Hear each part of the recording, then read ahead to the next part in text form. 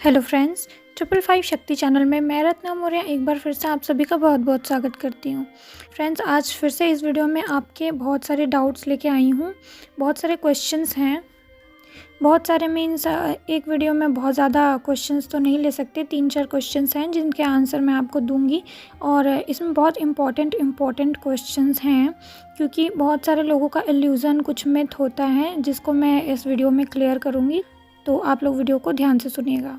तो फ्रेंड्स, सबसे पहला क्वेश्चन यही ले लेते हैं कि बहुत सारे लोग कहते हैं कि जब तक हमारे सारे कर्मा क्लियर नहीं हो जाते तब तक हमारा रियूनियन नहीं होगा। इवन कुछ टाइम तक मैंने भी ऐसा सोचा था, मैंने भी ऐसा कहा था, लेकिन बहुत सारे लोगों के जब सेशन लिए तो मुझे पता लगा कि वो एक ट्रू ट्विन फ्लेम है और अभी भी वो किसी शादी में है।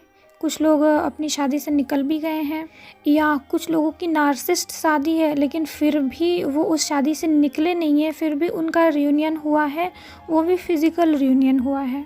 2 मैरिड ट्विन फ्लेम्स हैं, दोनों अपनी अपनी शादियों से नहीं बाहर निकले हैं, दोनों की कार्मिक शादी है लेकिन फिर भी उनका यूनियन हुआ है, हार्मोनियस यूनियन हुआ है, उसके बाद फिज़िकल यूनियन भी हुआ है।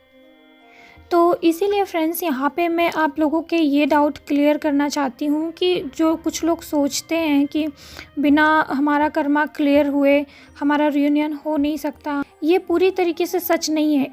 इसका मतलब कुछ और था, लेकिन इसको लोगों ने कुछ और तरीके से प्रेजेंट किया है। तो मैं आपको बताती हूँ कि पूरी सच्चाई क्या है। देखिए फ्रेंड्स, हारमोनियस यूनियन में आने के लिए, या कभी कभी होता है ना, डिवाइन की मर्ज़ी से फिज़िकल यूनियन भी पॉसिबल हो जाता है। तो इस तरीके से रियूनियन में आने के लिए ये ज़रूरी नहीं है कि आप अपनी शादी से बाहर आ जाएं, ये ज़रूरी नहीं है कि आप अपनी शादियां तोड़ दें। ऐसा भी नहीं होता है कि आप अपनी शादी में हैं, किसी कार्मिक शादी में आप वहाँ पे सफ़र कर रहे हैं लेकिन आप उस शादी से बाहर नहीं निकल पा रहे हैं तो आपका रियूनियन नहीं होगा। ऐसा नहीं है, तब भी आपका रियूनियन हो सकता है। ऐसा नहीं होता है कि दोनों पार्टनर आपके ट्विन और आप दोनों ही किसी शादी में हैं और आप दोनों मिल नहीं पा रहे हैं और आप दोनों अपने अपने पार्टनर को छोड़ नहीं पा रहे हैं तो आपका रियूनियन नहीं होगा। हार्मोनियस रियूनियन भी होता है और कभी कभी डिवाइन की मर्ज़ी से या आपके पुण्य कर्मों से फिज़िकल रियूनियन भी होता है, लेकिन ये चीज़ आप या आपके ट्विन फ्लेम प्लान नहीं कर सकते। अगर आप लोग ऐसा सोचेंगे कि नहीं, हमको अपने ट्विन फ्लेम से फिज़िकल होना है, अपने पार्टनर्स को धोखा देके होना है, नहीं, तब नहीं होगा। ये डिवाइन प्लान होता है, वो ऑटोमेटिक ऐसे सिचुएशंस ला देते हैं, आपको यकीन नहीं होगा कि अरे ये कैसे कब हो गया। ये एक मिथ है फ्रेंड्स कि बिना अपने पार्टनर को छोड़े हमारा रियूनियन नहीं हो सकता। अगर आप किसी कार्मिक पार्टनर के साथ हैं या किसी के साथ भी हैं, अगर उस रिलेशन में खुश नहीं हैं तो वो आपकी चॉइस है कि आप उस रिलेशन को छोड़ना चाहते हैं या नहीं। वो पूरी तरीके से आपके डिसीज़न पे डिपेंड करता है। लेकिन जो आपका रियूनियन है ना, वो क्या है एक्चुअली में, आपका जो रियूनियन का प्रोसेस है पूरा, वो आपके इश्यूज़ हील करने के ऊपर डिपेंड करता है। वो आपके अंदर के इनर शिव शक्ति को बैलेंस करना, आपके खुद से मिलने पर आपको अपने अंदर जाके अपने आप से रियूनाइट होना है। जब आप अपने आप से रियूनाइट होते हैं तब बाहर भी आप रियूनियन मैनिफेस्ट करते हैं। अपने आप से रियूनियन होने का मतलब आपने अपने अंदर के जो इश्यूज़ हैं उसको सॉल्व कर लिए। जैसे कि वाइब्रेशन चार्ट में सारे इश्यूज़ लिखे हुए हैं, एक एक इश्यूज़ को देखिए, वो सारे इश्यूज़ आप अपने अंदर हील कीजिए। अगर आपके वो सारे इश्यूज़ आपके अंदर हील हो जाते हैं और आपका शिव एंड शक्ति बैलेंस हो जाता है, तब आप अपने अंदर खुद से रियूनाइट होते हैं। आपका इनर डीएम एंड डीएफ आपस में रियूनाइट हो जाता है, आपस में मर्ज हो जाता है, तब आपका बाहर भी रियूनियन मैनिफेस्ट होता है। जो आपकी शादी है जिससे आप बाहर आना चाहते हैं, वो तो आपका सेल्फ लव है कि आप वो सारी चीज़ें सहना चाहते हैं या उससे बाहर आना चाहते हैं, ये आपके सेल्फ लव पर डिपेंड करता है। लेकिन कुछ चीज़ें डिवाइन प्लान के अंतर्गत होता है। कुछ लोगों की शादियाँ टूटती हैं, इस 3D वर्ल्ड में यूनाइट होना उनका लिखा हुआ होता है, पहले से ही डिवाइन प्लान होता है, उनका सोल कॉन्ट्रैक्ट होता है। तो यहाँ पे जब एक दूसरे के साथ उनकी मैरिज होना लिखी हुई होती है तभी ऐसा होता है कि वो शादी से बाहर आते हैं, या कार्मिक क्लियर होता है तब यूनाइट होते हैं। ऐसा तभी होता है, वरना अगर जिसकी एक दूसरे के साथ शादी होना लिखा नहीं है या फिर वो अपने सारे इश्यूज़ को हील कर चुके हैं, तो ज़रूरी नहीं है कि उनका पूरा कर्मा क्लियर हो, वो अपने शादी तोड़ें, उस प्रोसेस से गुज़रें, तब जाके उनका रियूनियन हो। इसके पहले भी उनका रियूनियन हो सकता है। और जो इनका शादी टूटने वाला चीज़ है या कर्मा क्लियरिंग है वो उनके रियूनियन के बाद चलता रहता है। और इस कंडीशन में जो डीएम होते हैं वो ऑन ऑफ सिचुएशन में रहते हैं। ऐसा नहीं है कि उनके साथ आपका हारमोनियस यूनियन हो गया तो वो पूरा मतलब बिल्कुल अच्छे से बात करेंगे, हमेशा आपके साथ रहेंगे, ऐसा नहीं। वो ऑन ऑफ सिचुएशन में रहते हैं। आपको पूरी तरीके से जो कहते हैं ना रियूनियन एकदम हारमोनियस और फिज़िकल, जहाँ पे आप हमेशा ऑन ऑफ सिचुएशन में नहीं रहते, हमेशा एक दूसरे के साथ रहते हैं, ये चीज़ तभी होती है जब आपका कर्मा क्लियर हो जाए। मतलब जाहिर सी बात है, अगर आप किसी शादी में हैं तो वो कैसे बात कर सकते हैं ना, कैसे आप दोनों एक दूसरे से बात कर सकते। तो यहाँ पे ये फंडा होता है। जो अनमैरिड ट्विन फ्लेम है उनका ऑन ऑफ सिचुएशन नहीं, उनका ये चीज़ नहीं होता है कि कार्मिक क्लियर हो जाएगा तभी वो लोग मिलेंगे। उनके सिचुएशन में सिर्फ इतना ही होता है कि वो अपने अंदर के सारे इश्यूज हील कर ले, वो अपने अंदर रियूनाइट हो जाए, तब उनका बाहर भी रियूनियन हो जाता है। कुछ लोगों की ऐसी कंडीशन होती है कि वो उन शादियों से बाहर नहीं आ सकते, बच्चों के लिए या किसी भी रीज़न से। तो ऐसा नहीं है कि उनका रियूनियन नहीं होगा, ऐसा नहीं है कि उनका फिज़िकल रियूनियन या हारमोनियस रियूनियन नहीं होगा, उनका भी रियूनियन होता है। बस डिपेंड करता है कि वो कितना अच्छे से अपने ऊपर काम करते हैं। अगर वो बहुत अच्छे से अपने अंदर काम करते हैं, अपने अंदर के सारे इशू को हील करते हैं, तो कोई ज़रूरत नहीं उनको शादी से बाहर आने की, उनके लिए सारे रास्ते आसान हो जाते हैं। तो किसी सब्सक्राइबर ने मेरे से पूछा था कि मैम क्या ज़रूरी है कि कर्मा हमारा सारा क्लियर हो, हम अगर बैड शादी में हैं, अगर नहीं निकल पा रहे हैं तो निकलना ज़रूरी हो। तो उनके लिए मैंने ये क्लैरिटी दी है फ्रेंड्स, तो आप समझ जाइए। मैं इसको बहुत ज़्यादा लंबा नहीं खींचना चाहती, आप लोग खुद समझदार हैं, समझ गए होंगे मैं क्या कहना चाहती हूँ। नेक्स्ट क्वेश्चन है कि मैं कैसे पहचानूँ कि ये जो पर्सन है जिसके साथ मैं हूँ वो मेरा सोलमेट है या मेरा ट्विन फ्लेम है। कुछ लोगों को कन्फ्यूज़न होता है कि जब वो जर्नी में होते हैं ना, तो उनको कन्फ्यूज़न होता है कि मैं प्यार तो इससे करती हूँ, ये भी मेरे से करता है, लेकिन थोड़ा सा सेपरेशन भले ही है, लेकिन मुझे पता कैसे चले कि ये मेरा सोलमेट है कि ट्विन फ्लेम है। तो यहाँ पे देखिए, आपको सोलमेट और ट्विन फ्लेम क्या होता है इसके बारे में पता करना चाहिए कि सोलमेट कैसे होते हैं और ट्विन फ्लेम कैसा होता है। ट्विन फ्लेम हमेशा आपको ट्रिगर करता है, हमेशा आपको परेशान करता है, हमेशा आपके अंदर की इश्यूज़ को सरफेस पे लाता है। इसीलिए जब आप अपने ट्विन फ्लेम से मिलते हैं तब थोड़ा सा ही बबल फेस चलता है, उसके बाद आप सेपरेटेड हो जाते हैं। उसके बाद आप उसके पास नहीं जा सकते जब तक आपके सारे इश्यूज़ हील नहीं होंगे। अगर आप उसके पास जाते भी हैं, आपकी बात होती भी है, तो जस्ट थोड़ी बहुत बात होगी और झगड़ा होगा, वो वापस चला जाएगा, दूर चला जाएगा, फिर से सेपरेट हो जाएंगे आप लोग। लेकिन सोलमेट्स में ऐसा नहीं होता। सोलमेट क्या होते हैं कि एक दूसरे को जानते हैं, पहचानते हैं। शुरुआत में ही जब उनका प्यार होता है, लव होता है, तो जितना उनके बीच झगड़ा होता है उसी टाइम पे।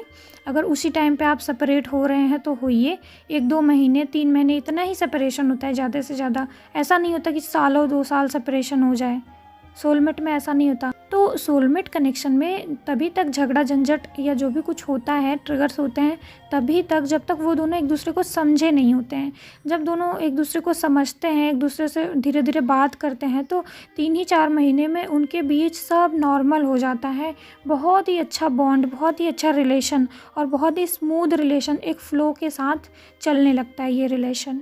इस रिलेशन में आपको ट्रिगर नहीं मिलेगा, इस रिलेशन में आपको हेल्प मिलेगी। यानी सोलमेट रिलेशन में आपका सोलमेट हमेशा आपकी छोटी बड़ी प्रॉब्लम में हेल्प करेगा। जब भी आप दुखी होंगे, परेशान होंगे, जब भी आप मुसीबत में होंगे, आप रो रहे होंगे, अंदर से फ्रस्ट्रेट होंगे, तो आपका सोलमेट आपका साथ देगा, आपकी मदद करेगा। लेकिन आपका ट्विन फ्लेम ऐसा कभी नहीं करेगा। जब भी आप हताश होंगे, परेशान होंगे, डिप्रेशन में होंगे, वो भी डिप्रेशन में होगा, वो दूर चला जाएगा आपसे।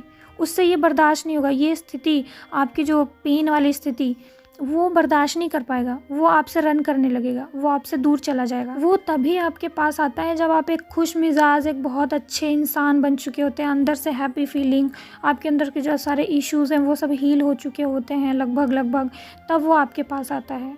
ज़रा सा भी अगर इशू बचा है तो वो आएगा फिर जाएगा, ऑन ऑफ सिचुएशन में वो रहता है। लेकिन सोलमेट ऑन ऑफ सिचुएशन में नहीं रहते। सोलमेट को आप भी समझेंगे, आपको सोलमेट समझेगा। समझ गए आप? सोलमेट आपको बार बार हर्ट नहीं करता है। अब यहाँ पे अक्सर लोग अपने ट्विन फ्लेम को कार्मिक समझ लेते हैं या किसी कार्मिक पार्टनर को अपना ट्विन फ्लेम समझ लेते हैं। तो इसके लिए आपको कन्फर्मेशन ट्विन फ्लेम जर्नी का कराना ज़रूरी होता है कि कहीं ऐसा ना हो कि आप किसी अपने कार्मिक पार्टनर को अपना ट्विन फ्लेम समझ ले रहे हैं, या फिर अपने मतलब कि ट्विन फ्लेम को कार्मिक समझ ले रहे हैं, अरे ये मेरा कार्मिक है, ये मुझे इतना हर्ट करता है। ठीक है, आई थिंक जिन्होंने क्वेश्चन पूछा था उनको समझ में आ गया होगा। एक नेक्स्ट क्वेश्चन किसी ने पूछा था कि क्या इस ट्विन फ्लेम जर्नी में फिजिकल सिम्टम्स भी होते हैं। तो यहाँ पे मैं साफ साफ ये बताना चाहती हूँ कि हाँ, ट्विन फ्लेम जर्नी में बहुत सारे फिजिकल सिम्टम्स होते हैं। आपको अगर आपके ऊपर डीमंस अटैक हो रहा है तब भी फिजिकल सिम्टम्स होते हैं। आपको कमज़ोरी होती है, जब आपका डीएम से सेपरेशन होता है आप बहुत कमज़ोर हो जाते हैं, बहुत वीक हो जाते हैं, पतले दुबले हो जाते हैं। और अगर आप कुंडलिनी शक्ति जागृत कर रहे हैं, मूलाधार पे काम कर रहे हैं, तो आपके अंदर बहुत सारे फिजिकल सिम्टम्स दिखाई देंगे। कोई भी बीमारी भी हो सकती है, थ्रोट चक्र से संबंधित बीमारी हो सकती है। जैसे कि मेरी किसी से बात हुई थी तो उनको थायराइड वाली प्रॉब्लम हो गई थी। अगर किसी का थ्रोट चक्र ब्लॉक है तो उसको थायराइड वाली भी प्रॉब्लम हो जाती है, या लीवर वाली भी प्रॉब्लम हो जाती है। अगर आपने अपनी लाइफ में बहुत सारे झूठ बोले हैं कहीं ना कहीं तो आपका थ्रोट चक्र ब्लॉक हो जाएगा। और जिसका बहुत ज़्यादा ब्लॉक हो जाता है उसके कभी कभी फिजिकल सिम्टम्स भी देखने को मिलते हैं।